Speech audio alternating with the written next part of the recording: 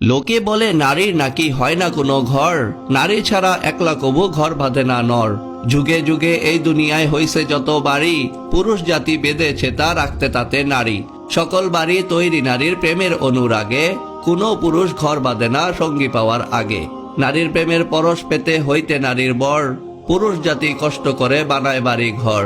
পুরুষ জাতি যত বাড়ি বেঁধেছে এই ভবে, সব বেঁধেছে নারীর নিশি সঙ্গী হওয়ার লোভে। নারীর প্রেমের নারীর ছোঁয়ার স্বাদ না এলে মনে, কোনো পুরুষ বাঁধত না ঘর ঘুরত বনে বনে। যত রকম বসত বাড়ি আছে ভুবন কুলে, পুরুষরা তার মিস্ত্রি মালিক, নারীরা তার মূলে। নারী হলো বাড়ির শোভা, নারী বাড়ির প্রাণ, পুরুষরা তার কর্তা মালিক, রক্ষী দারোয়ান। নারীর নাকি হয় না বাড়ি, অমূলক এই দাবি, নারীর হাতেই থাকে রে ভাই সকল বাড়ির চাবি। নিজের টাকায় নিজের শ্রমে বান্ধে যে ঘর নরে, নরের চেয়ে নারী তাতে বেশি বিরাজ করে। সাত সকালে পুরুষরা সব ঘর ছেড়ে যায় কাজে, ঘর বাড়ি সব আগলে রাখে নারী বুকের মাঝে।